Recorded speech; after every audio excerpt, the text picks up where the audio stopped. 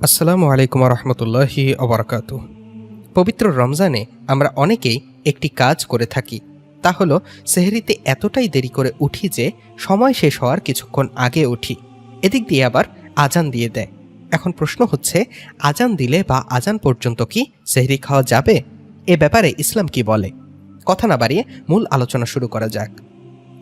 আমরা যখন পবিত্র রমজান বা অন্য কোনো সময় সেহরি গ্রহণ করব, তখন আজান হচ্ছে কি হচ্ছে না এটা সেহরির সময় নির্ধারক মানদণ্ড নয়।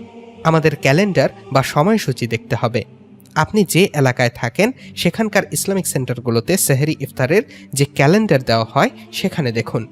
সেহরির শেষ সময় পর্যন্ত আপনি খেতে পারবেন, আর যদি 10 মিনিট আগেও আজান দিয়ে দেয় তবুও আপনি খেতে পারবেন। আজান উদ্দেশ্য নয়, বরং সেহরির শেষ সময়টি কখন সেটি আপনি খেয়াল করবেন। ধরুন সেহরির সময় শেষ আর এর 10 মিনিট পরেও যদি তারা আজান দেয়, তবে তাহলে তো আর আপনার রোজা হবে না। এজন্য আপনাকে টাইম টেবিল লক্ষ্য করতে হবে, আজান নয়।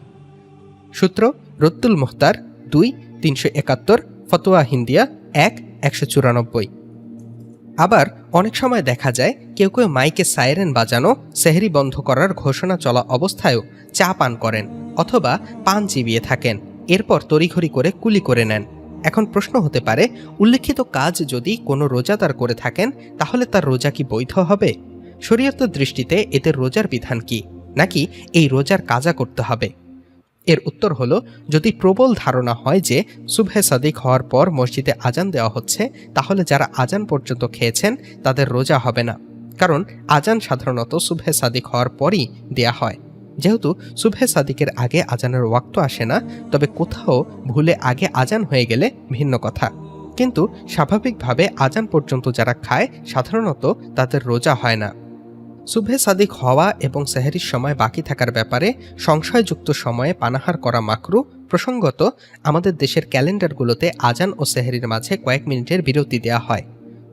সংশয়যুক্ত সময় বলতে ওই সময়টাকে ধরা যায়, তবে এ সময়ে খাওয়ার মাধ্যমে রোজা সহি হয়ে যাবে।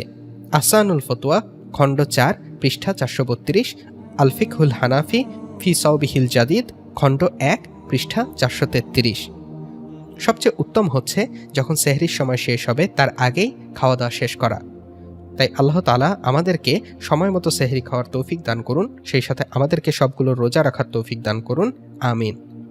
প্রিয় দিনী ভাই ও বোনেরা, সেহরি খাওয়া কি সুন্নত, ফরজ নাকি নফল? জানিয়ে দিন আমাদের কমেন্ট বক্সে। আমাদের এই আয়োজন ভালো লেগে থাকলে একটি লাইক দিন ও যত বেশি সম্ভব শেয়ার করুন। এতক্ষণ আমাদের সাথে থাকার জন্য অনেক অনেক ধন্যবাদ। আল্লাহ হাফেজ।